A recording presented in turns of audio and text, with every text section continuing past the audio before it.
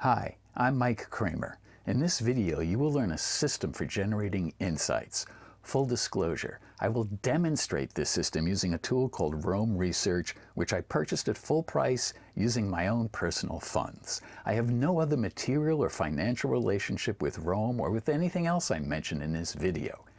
In 2021, I did lead a 7-week-long Roam book club, for which the only compensation I received was the joy of sharing with book club members the ideas that I will now share with you.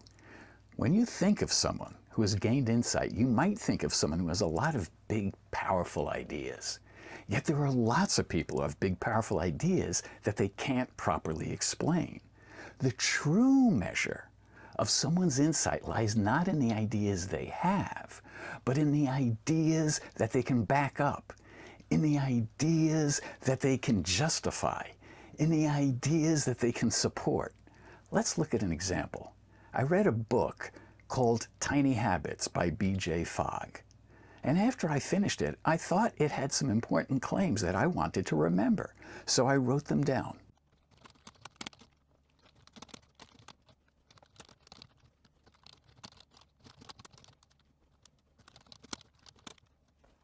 Reading the claims that I had just written, I believed that they accurately distilled the essence of the book.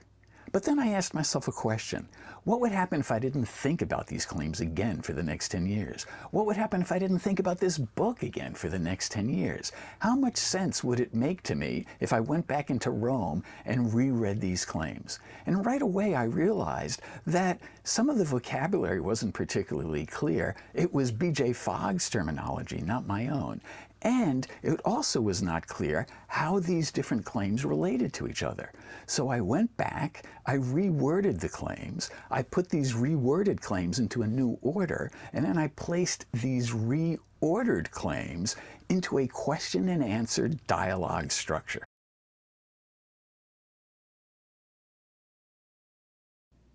By organizing claims, both your own and those of others, into a question and answer dialogue, you see more clearly how some claims provide reasons or causes that underlie or undermine other claims. And by clearly specifying these relationships, you gain insight. Our first step on the path to insight will be to make notes. Then we will distill claims out of those notes, and lastly, we will organize those claims into a question-answer dialogue. To navigate this video, please see the timestamps in the YouTube description below. From working with others, I can assure you that the time and effort spent in showing how some claims support or oppose others will be recouped many times over.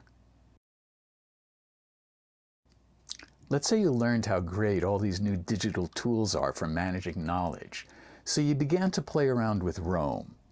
You put a bunch of ideas into Roam, but you don't feel any smarter now than you were before. What happened? You didn't work systematically, which is what we are going to learn how to do right now. The first step in working systematically is to make notes systematically. To do that, we start by creating a reference page. Then we make notes in the reference page. When we get some ideas that we want to write down, we have to create a page in Roam to contain those ideas. These pages are called reference pages. The convention I use for naming a reference page is author, title. For example, if I think of some ideas about trekking, I would title the reference page, perhaps, Self Trekking Tips. If you don't want to use the word self, put your full name there as the author. If I get some ideas from B.J. Fogg's book, Tiny Habits, and I want to write them down, I would title the reference page, Fogg Tiny Habits. Once I've created a reference page, I want to enter some standard information, or metadata. The kinds of metadata you enter will depend on your needs, but most people enter the author's full name as well as the complete title. Other options include URLs linking to other information about the book, the date that the page was created, as well as how you heard about the text. Many people like to use citation managers like Zotero and provide links to that citation manager. It's important to tag the page with something like reference so that you know this is a reference page, as well as what kind of reference it is: book, article, podcast, etc. It's also my preference, although you can make your own choice, to use soft line breaks when entering my metadata. Suppose I'm reading Tiny Habits. First, I create a reference page. Short version of author's name, short version of title. Then I enter the metadata. I like to tag the author's page as an author.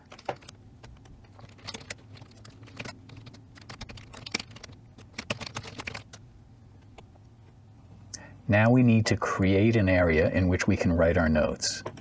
So I do 3 dashes, hit enter, get the line, and then I make a place for a reading note and a block for thinking note. What's the difference between a reading note and a thinking note?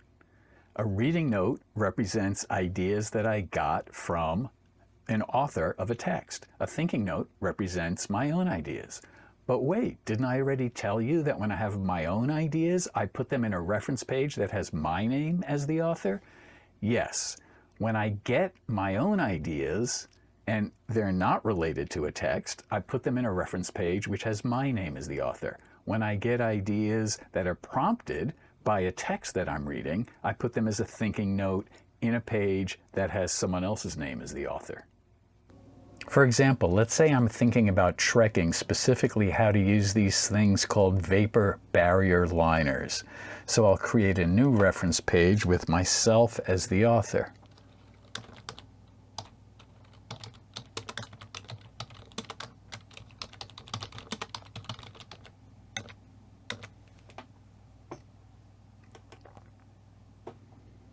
After setting up my reference page, I decide to create a thinking note.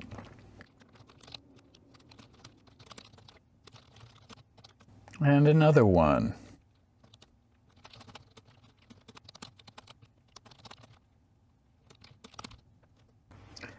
If I got these ideas while reading an article written by someone else on vapor barrier liners, I would attribute the thinking note to that article.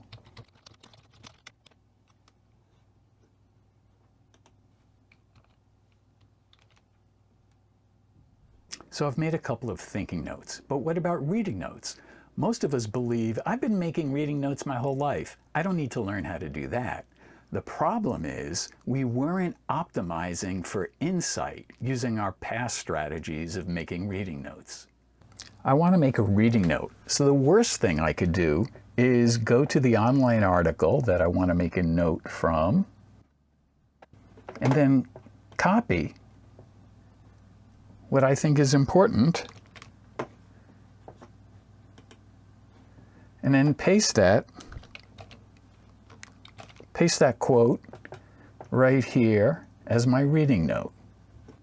The problem with copying and pasting is I am not engaging at a high level, and if I want to get insight, I'm going to have to engage with the content.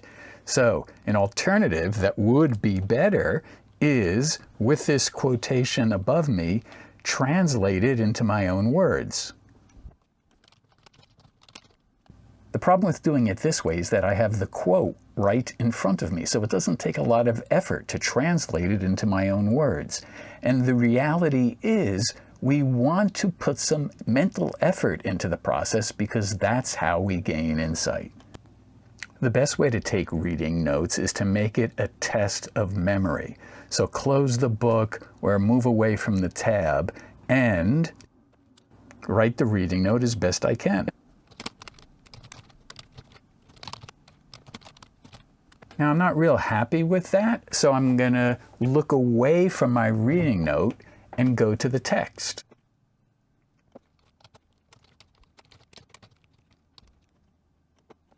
So it took me a few tries, but each one of those tries was a test where I had to actively express in my own words what I thought was important from that article.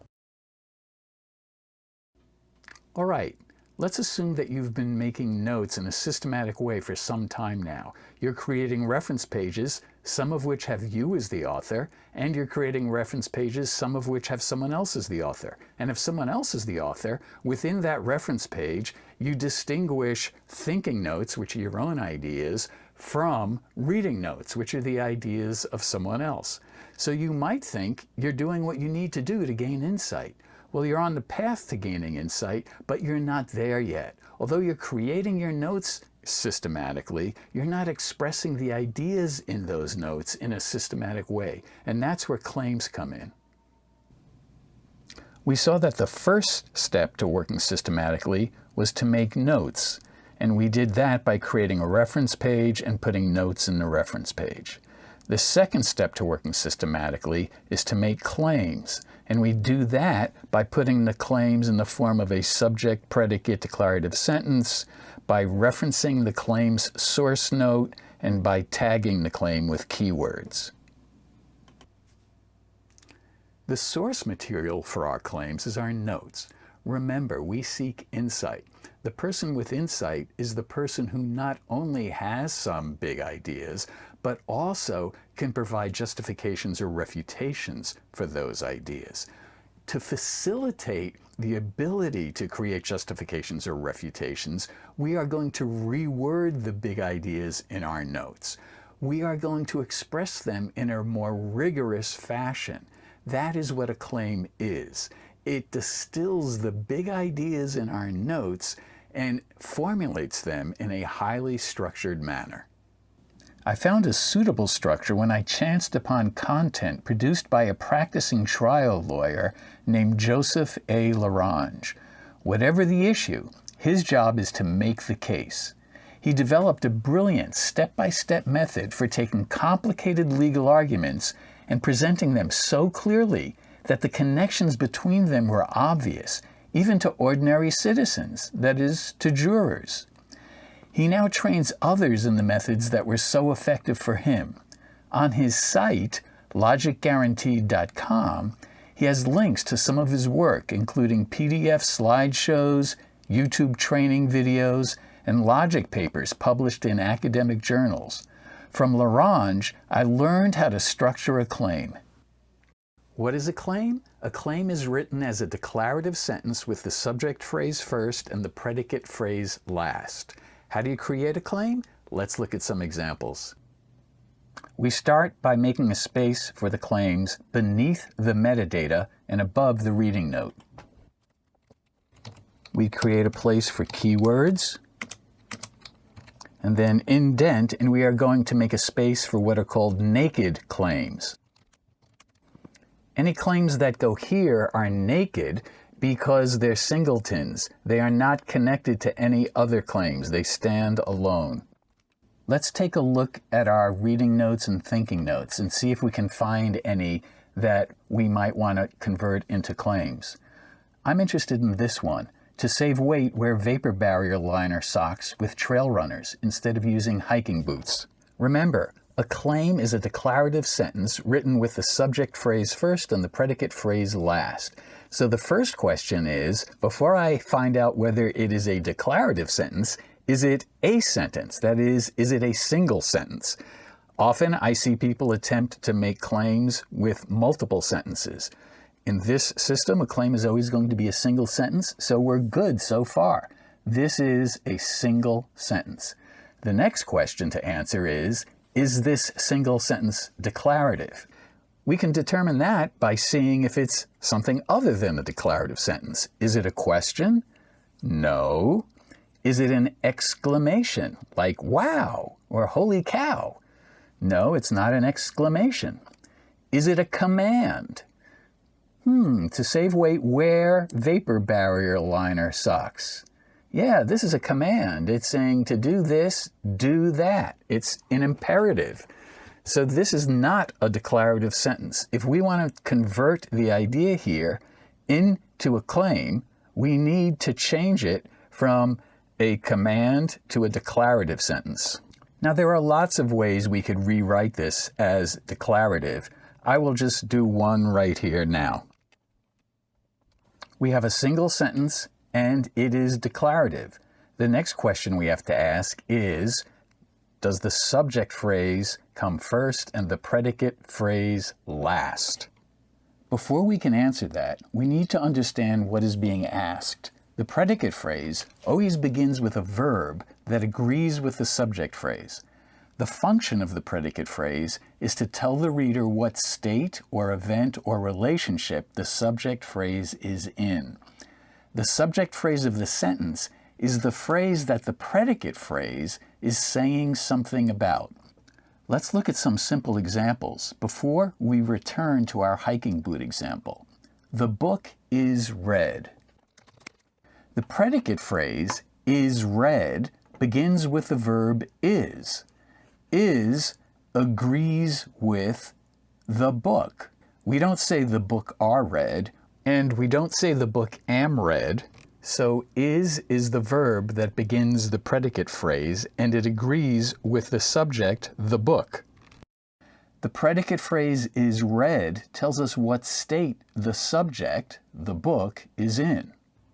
A predicate phrase can also tell us about a relationship the subject is in, as with, Broadway is between West End Avenue and Amsterdam Avenue at 100th Street. The predicate phrase, is between West End Avenue and Amsterdam Avenue at 100th Street, describes a relationship that can be attributed to the subject Broadway. What if our sentence is written in the passive voice, as in, the bomb was detonated by a remote-controlled device?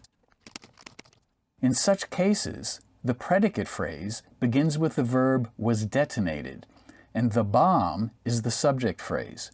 If we rewrote the sentence in the active voice, a remote-controlled device detonated the bomb, the predicate phrase begins with the verb detonated, and a remote-controlled device is the subject phrase. Notice that in the last two examples, we expressed the same idea, but in one case, the subject phrase was the bomb, and in the other case, the subject phrase was a remote-controlled device. We can choose either active or passive voice, depending on which phrase we want to be the subject phrase of our claim. As you can see, this gives us a fair amount of flexibility when we decide how to express the claim that we want to construct from our notes. Let's look at some other kinds of declarative sentences, which we are going to have to rearrange in order to get them into subject phrase first, predicate phrase last form. One example are the sentences that begin with so-called introductory clauses. We are going to have to move those introductory clauses further towards the end in order to ensure that the subject phrase comes first. For example, there's the sentence, while he was dressed as a clown, Mortimer threw the ball. The subject here is Mortimer. The verb that agrees with the subject is threw.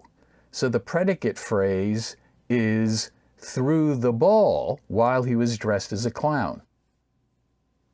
Another example of an introductory phrase that we'll have to move is the sentence, not only was Mortimer a skilled belly dancer, but he also wrote 3 books on the subject.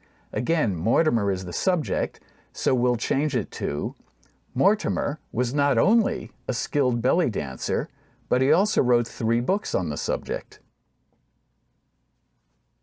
Other kinds of sentences begin with the so-called existential there, as in there are or there is.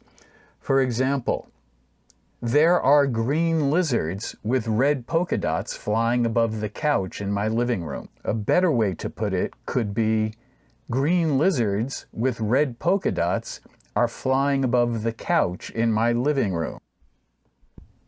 Instead of there's no place like home, we could write, home is like no other place. Instead of there are good reasons, perhaps we could write, good reasons exist. After that disquisition about subject phrases and predicate phrases, let's return to our example about hiking boots and vapor barrier liners and see if we can rewrite the sentence. Remember that we started with this thinking note to save weight, wear vapor barrier liner socks with trail runners instead of hiking boots. This was an imperative sentence, a command. So we changed it to a declarative sentence. However, it's now obvious, after that disquisition about subject phrases and predicate phrases, that this is not in subject-predicate form. It has an introductory clause. So we can modify it. I could save weight by using trail runners with vapor barrier liner socks instead of hiking boots. Or maybe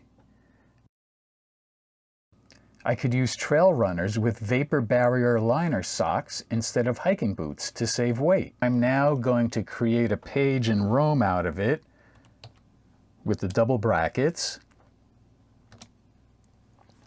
And I'm going to ask myself, what was the note that was the source for this naked claim? And of course, it was this bullet point under the thinking note. So I am going to do copy block reference, or in Windows, Control-Shift-C. Then when I'm in the page, I'll tag it as a claim, and I'll paste the block reference so that I know the source. Once we've written a bunch of naked claims, we review them. We look for common themes and ask ourselves how we might search for these ideas in the future. I go through these naked claims, I look at the subject phrases and the predicate phrases, and I extract from them keywords that I think will help me in future searches. This is one reason why it's so important to write the notes and the claims in your own words. An example, the author might use the word backpacking, but for me, I might prefer the word trekking. So I know in the future, I'm more likely to search for the word trekking rather than backpacking. Well, you've read assiduously. You've taken notes, and in your notes you distinguish your ideas from the ideas of other people. And you have written a bunch of naked claims, which you put in the form of declarative sentences with the subject phrase first and the predicate phrase last. Can you now relax and pat yourself on the back for having gained insight? Well, I would love to tell you, no, there's one more step and I want you to go on. And I do want you to go on. But I must concede something. After I started making this video, I received a very moving message from someone who had seen my Rome book club videos, and she had just returned to graduate school after being away from school for more than a decade. She was very anxious because she felt she had no writing skills. And she took a course, and it was required to submit one paper at the end of the semester. She was extremely agitated until the professor told her what a beautiful paper she had written and that she showed incredible critical insight. And what this woman wrote to me was that all she had done was learn this idea of writing declarative sentences about other people's ideas with the subject first and the predicate last to get her own thinking straight. And she said that one weird trick made all the difference, and she received a grade with distinction.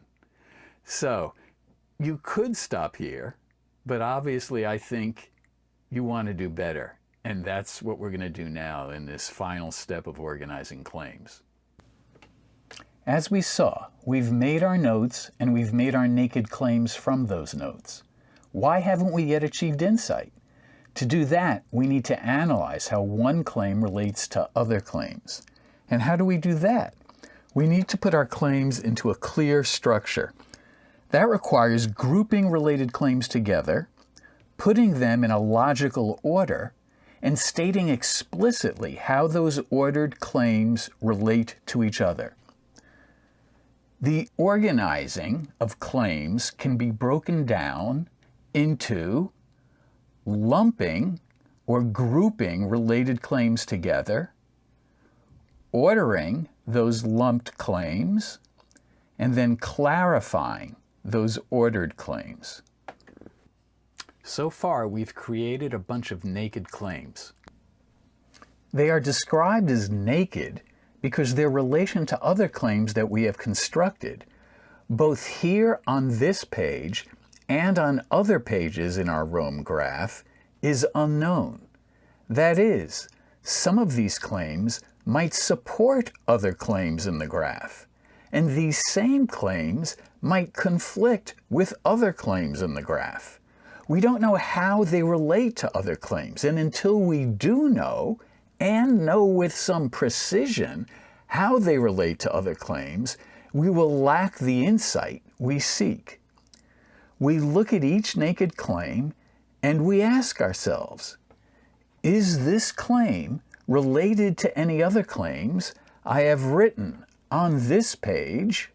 And is this claim related to any other claims I have ever written on any page in my graph? To see if it's related to any other claims on the page, just look at them. Look at their subjects, look at their predicates. If you see two or more naked claims that you think are related to each other or relevant to each other, drag them above the naked claims block and put them in a new block, which is tagged lumped claim.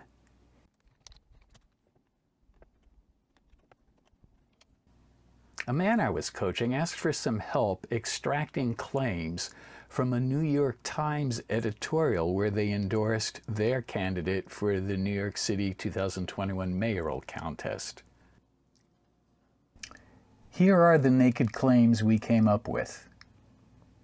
So let's see if we can play around with our claims and put them into lumps or groups of relevant notes. First, what goes with "You should vote for Garcia for mayor of New York"? The adjacent claims all seem relevant. They seem to be saying the city is messed up.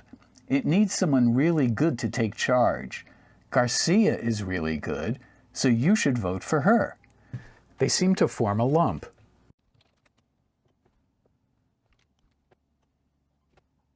Now the next one is Garcia does not have high name recognition among potential voters. I don't see a way to lump this with the other claims.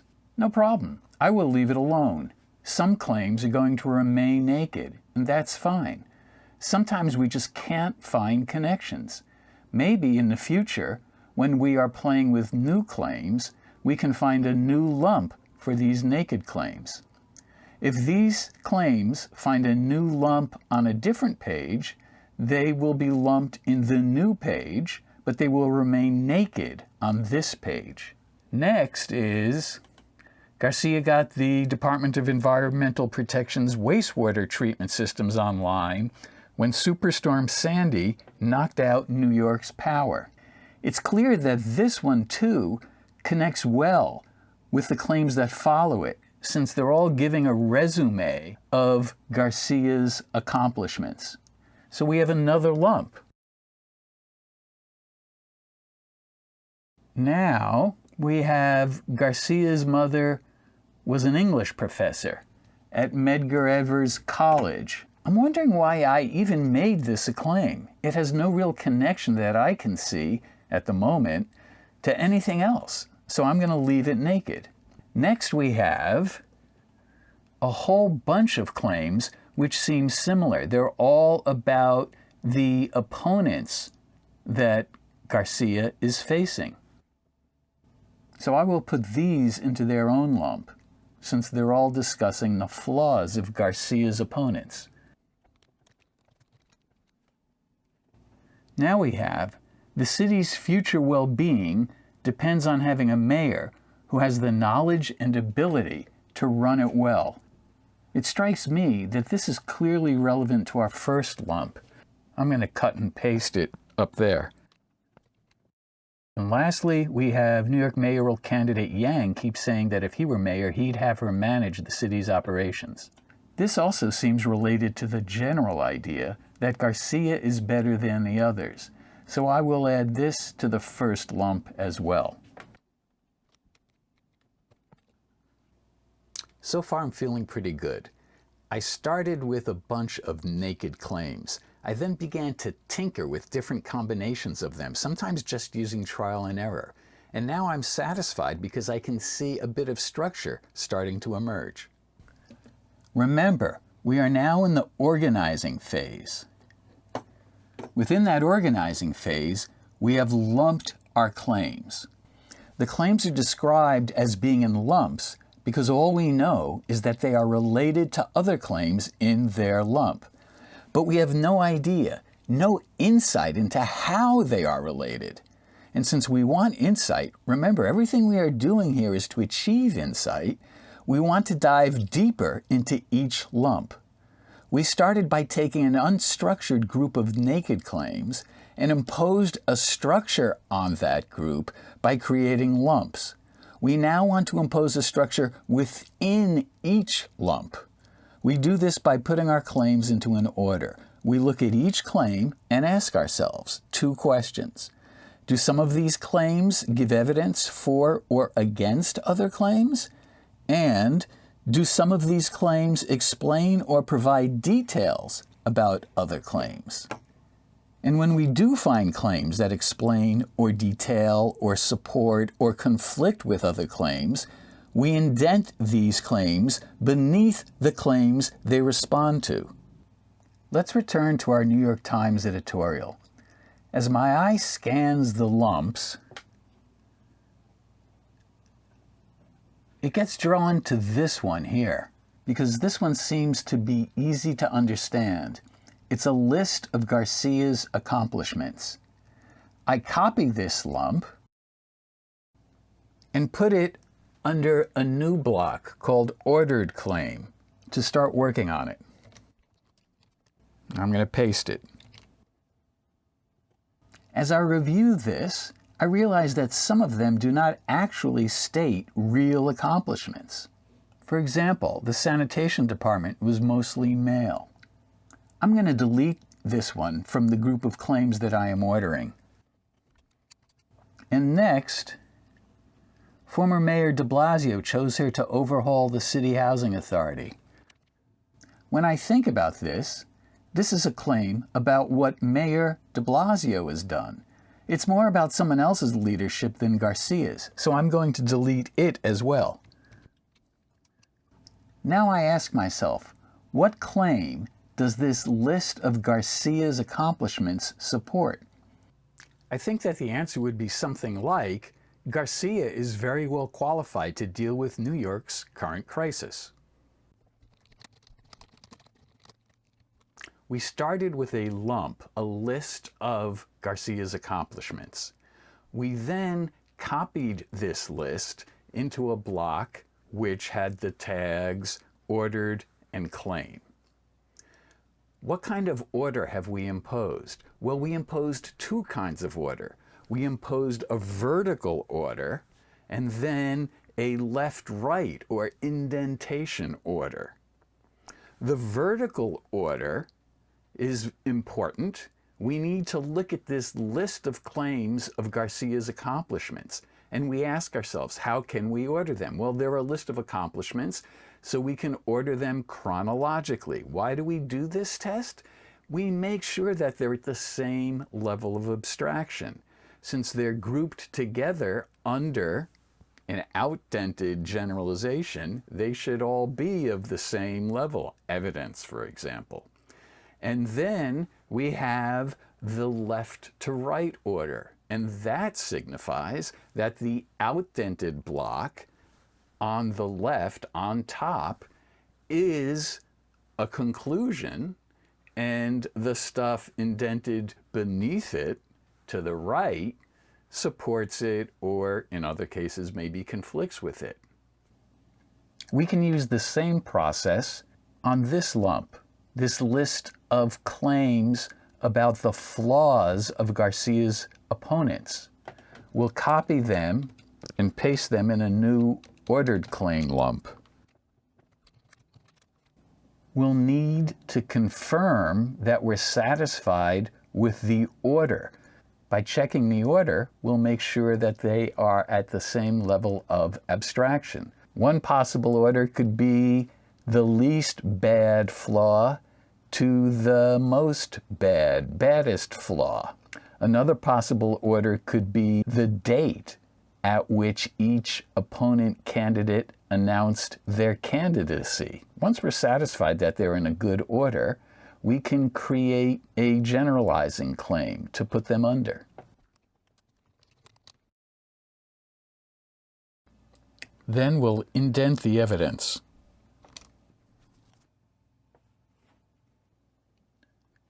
Now let's turn to the remaining lump.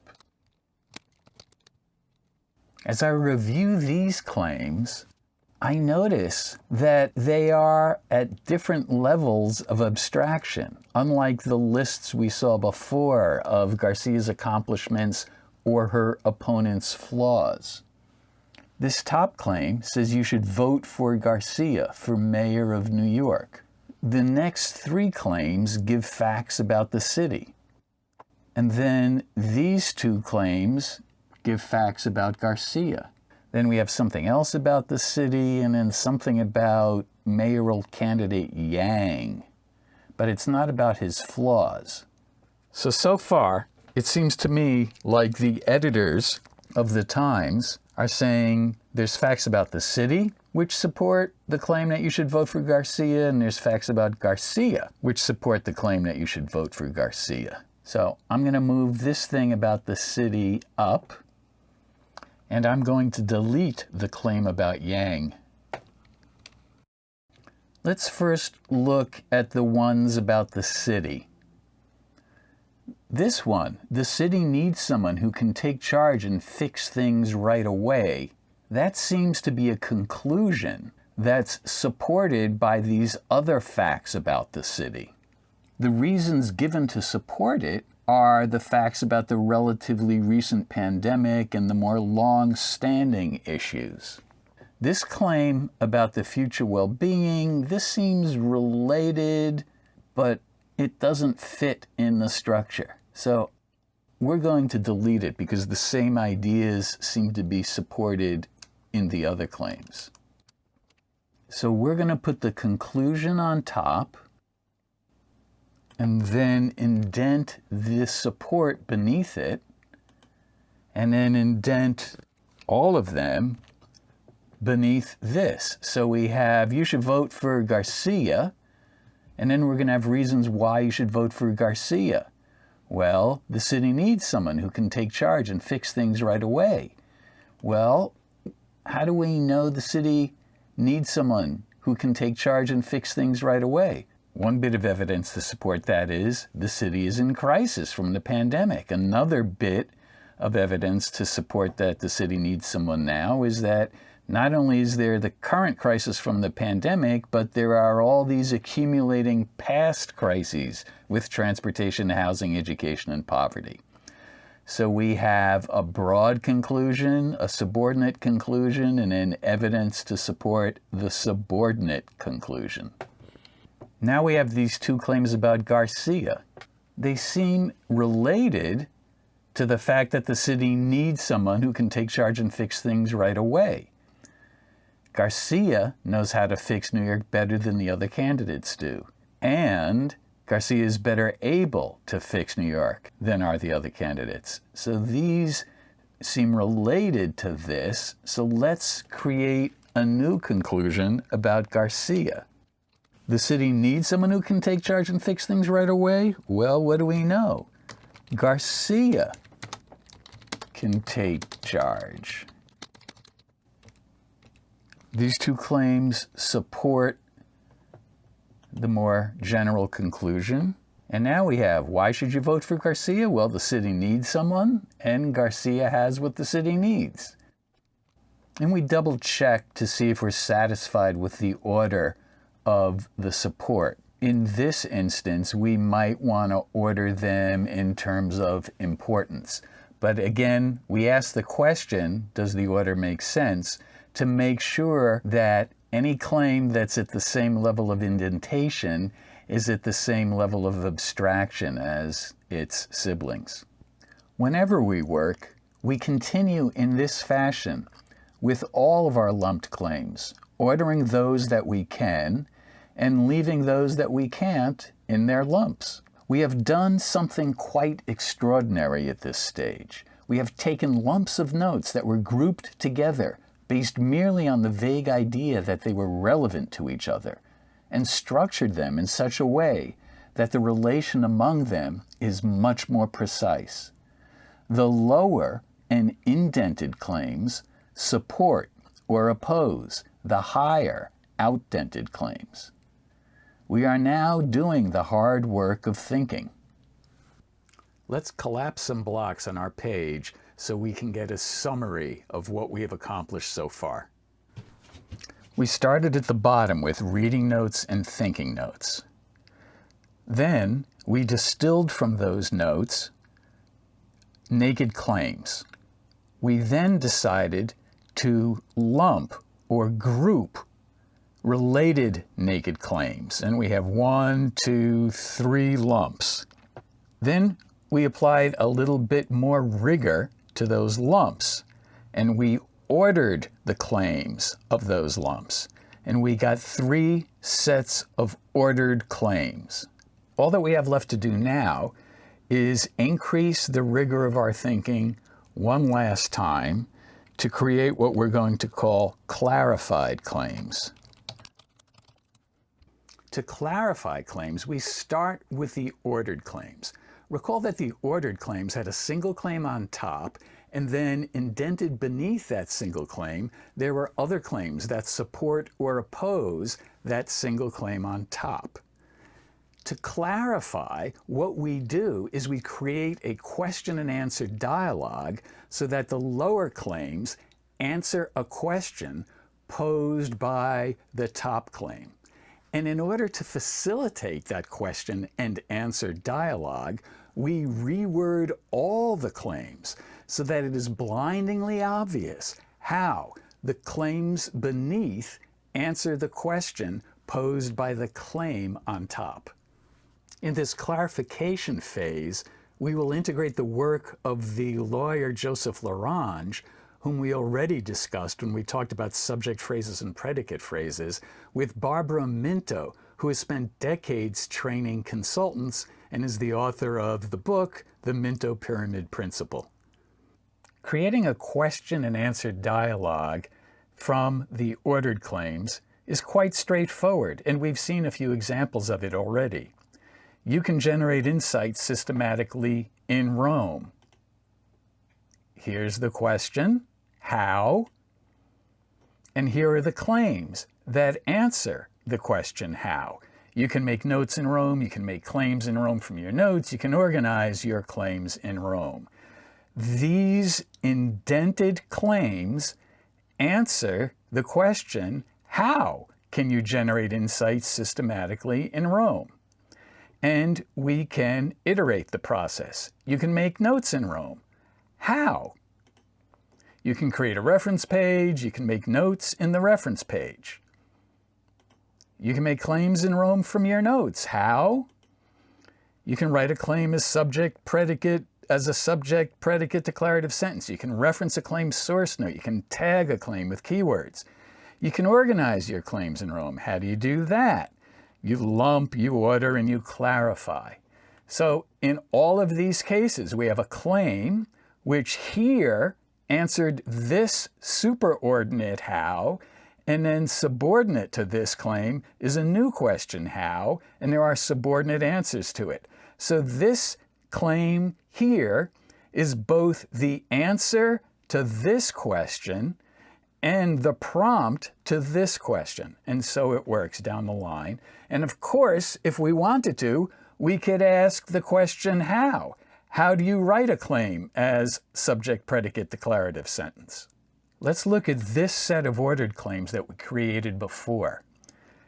At the top, we have a single claim. Garcia is very well qualified to deal with New York's current crisis. And then beneath, we have a bunch of claims which support the claim on top. How can we convert this into a question and answer dialogue? Well, here's one way. We could say, what is the evidence? And now we have a kind of question and answer dialogue. These claims down here answer the question, what is the evidence to support the claim that Garcia is very well qualified to deal with New York's current crisis? Converting a set of ordered claims into a question and answer dialogue is a relatively straightforward process, as we have just seen. The next step is to ensure that the child claims adequately respond to the question posed by the parent claim on top. And to do that, we will reword all the claims. We will use two processes when we do this. One is called generalizing, the other is called nesting. When generalizing, the parent claim replaces the specific, detailed phrases in the child claims with a more general phrase. A parent claim makes a general statement about its children when both the parent and children all have the same subject phrase or all have the same predicate phrase. The parent claim on top has Garcia as the subject phrase and is very well qualified to deal with New York's current crisis as the predicate phrase. Now let's look at the first claim for evidence. Garcia, so the subject phrase here matches the subject phrase here, got the Department of Environmental Protection's wastewater treatment systems online when Superstorm Sandy knocked out New York's power. So this predicate, got the Department of Environmental Protection's systems online, supports this general predicate here, is very well qualified. Now let's look at this second evidential claim. Snowplow routes were rationalized by her when she was commissioner of the sanitation department.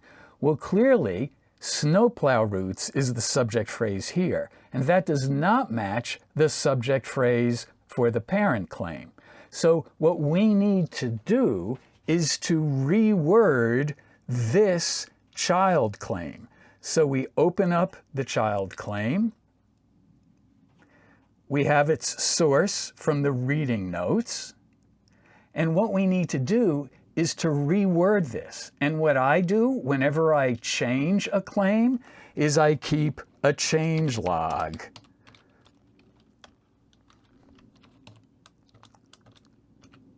And then I put the old version here. We could also use versioning, but I prefer to do it this way. I put today's date, and then I put the old version.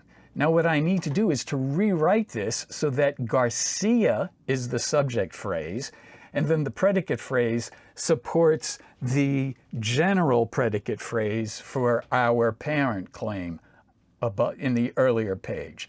So snowplow routes were rationalized by Garcia when she was commissioner.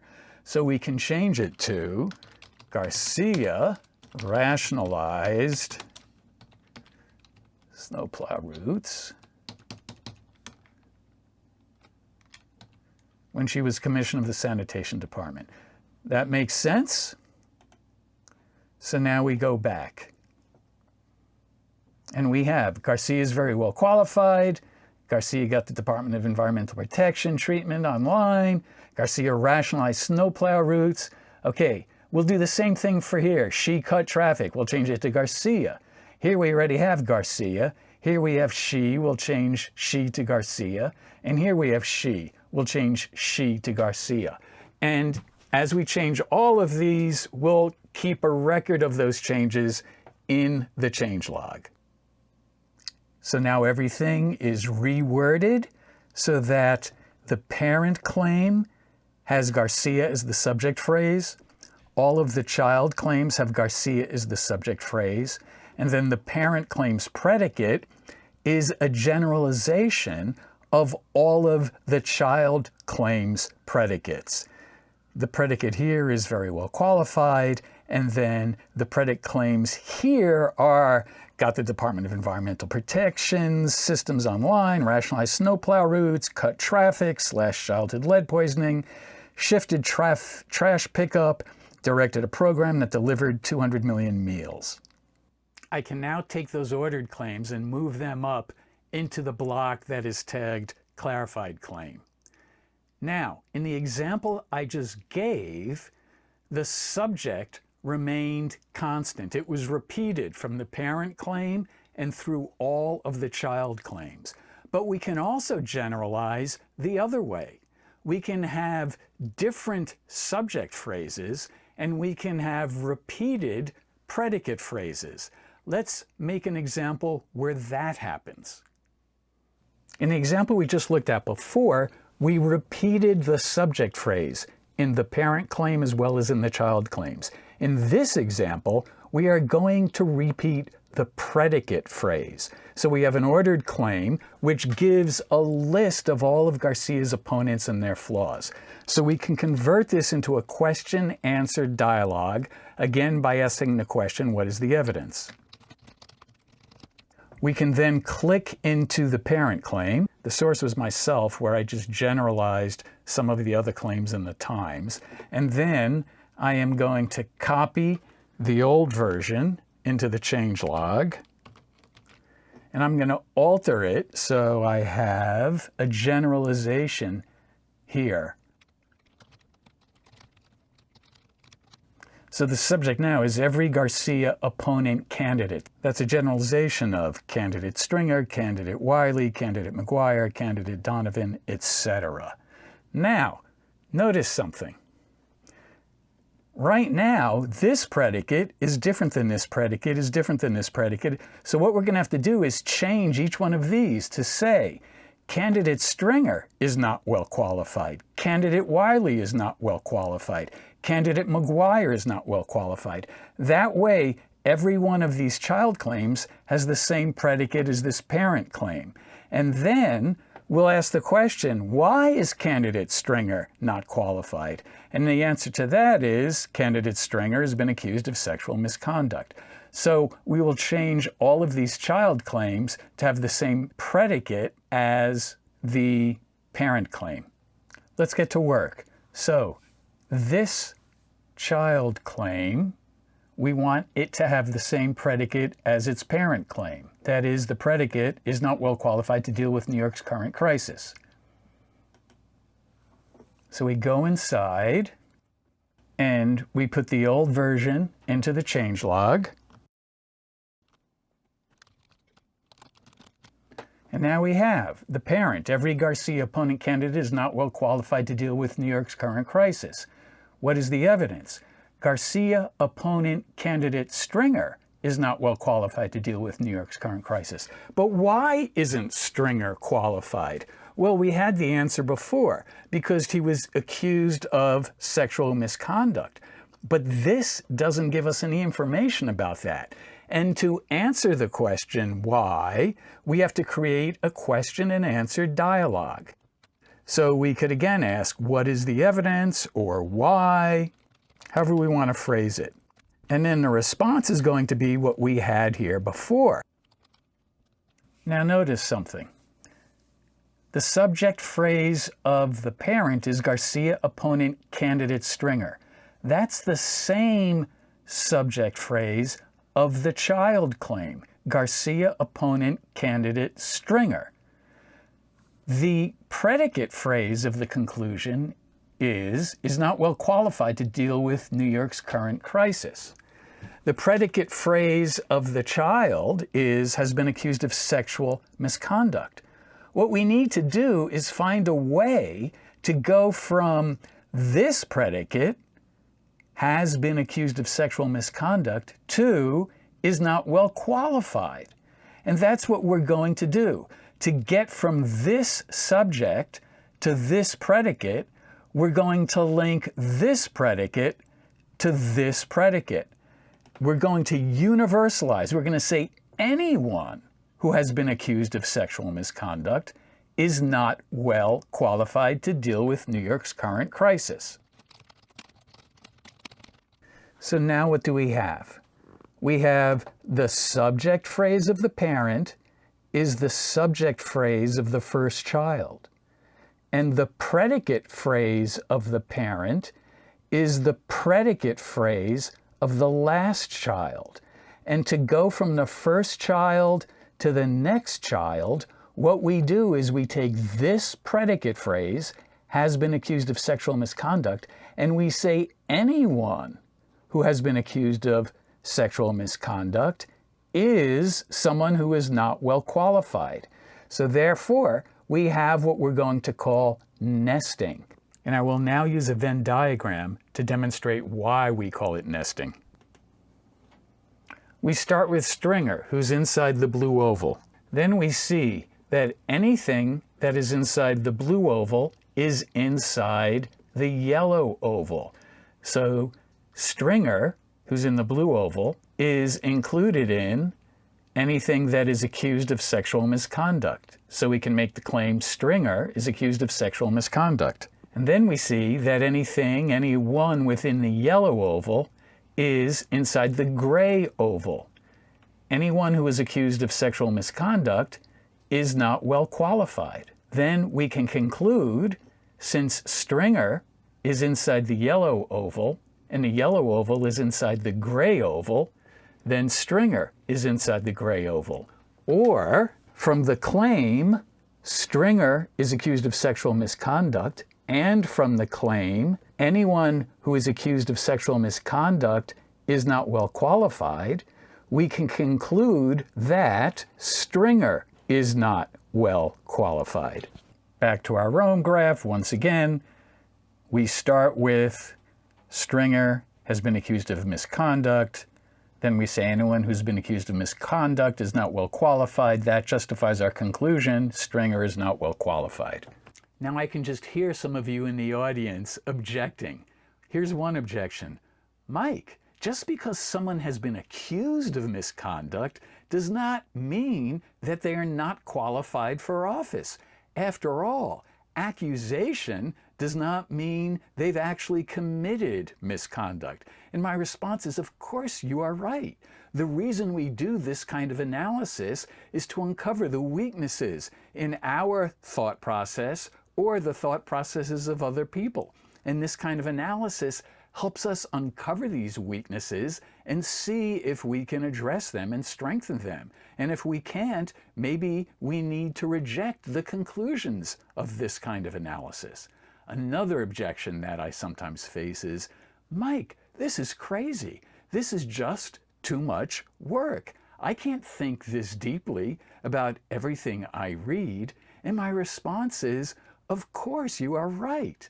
For many things that you read, you don't care that much about them. So maybe you won't take any notes at all. For some things, you might decide, this is worth a reading note or a thinking note. For other things, you might decide, well, it's worth making some naked claims about, but I'm not going to do anything more than that. And for things that are slightly more important, you might say, okay, I see a few of these naked claims are relevant to each other, so I'm going to lump them together. There are some things where it is very much worth your while to clarify the relationships among those claims. Lawyers often have people whose lives depend on their work. They want to think very deeply about the case on which they are working. Barbara Minto was a consultant. She helped people make life-altering decisions which could affect thousands, tens of thousands, hundreds of thousands of people, sometimes in government, sometimes in nonprofit organizations. There are also people, I include myself among them, who think some ideas are really important. So for some carefully selected ideas, I want to think really deeply and carefully about them. And when I use this system, it's tremendously rewarding. And other people have given me feedback that they have found it to be rewarding as well.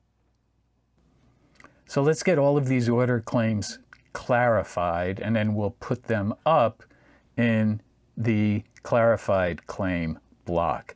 What that means is we will reword all of the child claims so that they have the predicate of the parent claim, and we will reword the subject phrases of all these child claims so that every Garcia opponent candidate generalizes all of the subject phrases. And then, just the way we provided a nested argument to support the claim about candidate Stringer, we'll create nested arguments for candidate Wiley, candidate McGuire, candidate Donovan, etc. So we've clarified all of these claims. We'll get them out of ordered and put them up into clarified. What we've done is we've given all the child claims the same predicate that the parent claim has: is not well qualified to deal with New York's current crisis. And then this parent claim subject phrase, every Garcia opponent, is instantiated by each child claim. Garcia opponent, candidate Stringer, opponent Wiley, McGuire, etc. Now, this up here is a generalization, and all of these child claims support this generalization. But within each child claim, we have a nested argument. Garcia opponent Stringer is not well qualified. Why? Stringer is accused of misconduct. Anyone accused of misconduct is not well qualified. Wiley's not well qualified. She's a weak manager. Anyone who's a weak manager is not qualified. McGuire doesn't seem to be in touch with the city. Donovan focused on D.C., not New York. Morales is inexperienced and has radical viewpoints. Yang lacks experience. Adams is politically unreliable. So we're going to put all of these up under clarified. Let's sum up the clarification process. There's two ways to clarify claims. You can generalize or you can nest. How do we generalize? Well, there's two ways to generalize. We can repeat the parent claim's predicate phrase and then have the parent claim generalize the subject phrases of the child claims. Here's an example. Here's the parent subject, the parent predicate. All of the child claims repeat the parent predicate, and we have all these instances: child 1 subject, child 2 subject. These are instances, and the parent subject generalizes these child subjects. And we link the parent with the child claims through questions. Questions like why, what are the reasons, what is the evidence, what are the causes, how.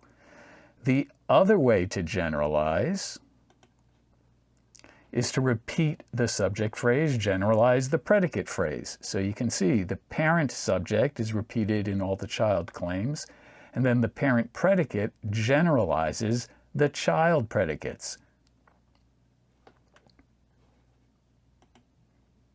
The other way to clarify is through nesting.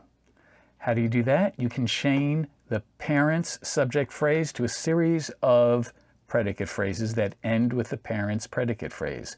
Let's look at an example. We have the parent subject and the parent predicate. Then we ask the question like why, what are the reasons, what's the evidence, how. And then we have a series of child claims. This series starts with the parent subject, and the series ends with the parent predicate. And then what do? Well, the first child has parent subject and then child 1 predicate. The next child universalizes child 1. It says anything that or anyone who has child 1 predicate, and then we create a new predicate, has child 2 predicate. Then we say anything, anyone who, anyone that has child 2 predicate, has child 3 predicate. And then child 3 is linked to 4, and we go on until we get to anyone who has child n predicate, where n is some number, has parent predicate. So we started with the parent subject, and we end with the parent predicate. And in some of the examples we saw, there were only 2 child claims. So it went child 1 predicate, and then it just ended right here with parent predicate. Let's close this video by looking at one way in which the claims from this New York Times editorial can be clarified.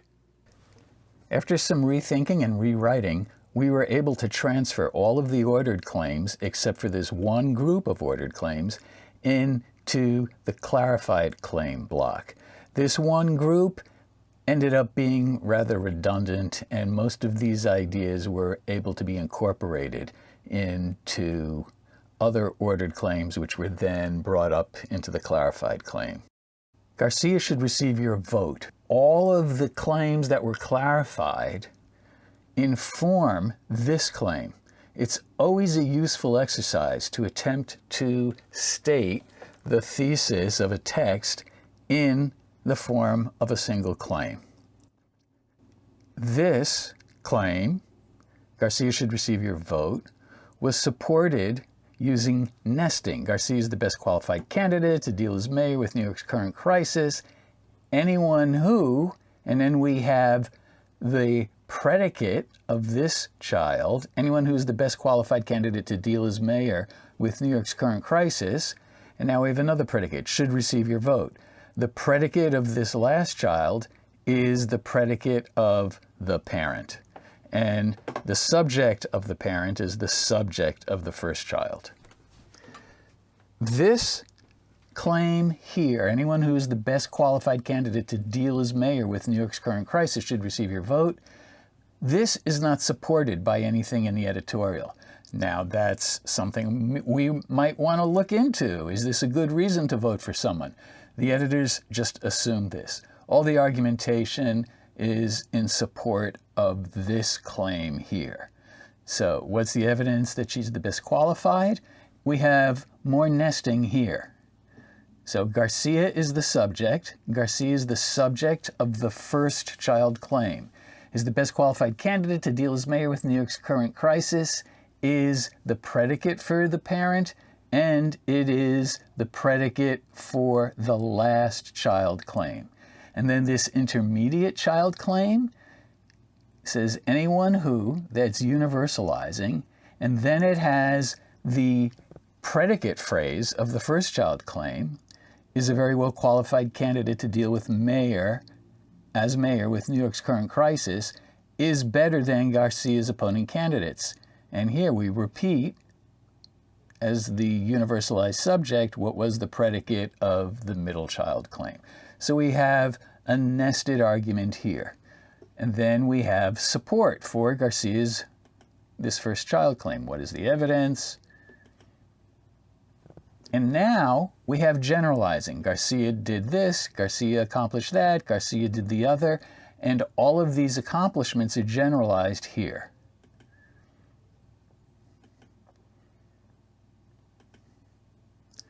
And then we have another generalization about all the flaws of all of Garcia's opponents. And within each flaw, as we saw before, we have a nested argument. So there you have it.